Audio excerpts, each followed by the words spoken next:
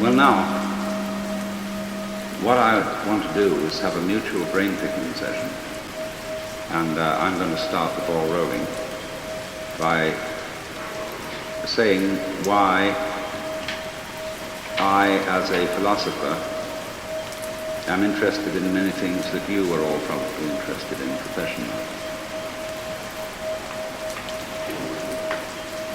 Basically, what we're going to talk about, I suppose, is the problem of control, as exemplified in the ancient Latin question, quis custodies ipsos? Who guards the guards? Now,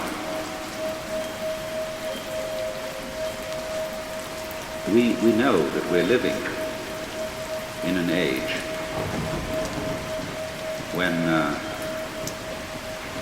there's been an enormous proliferation of techniques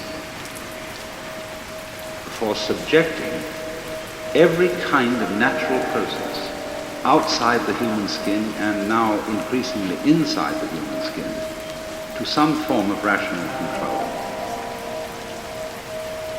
And as we succeed in doing this, it also becomes apparent that we're failing.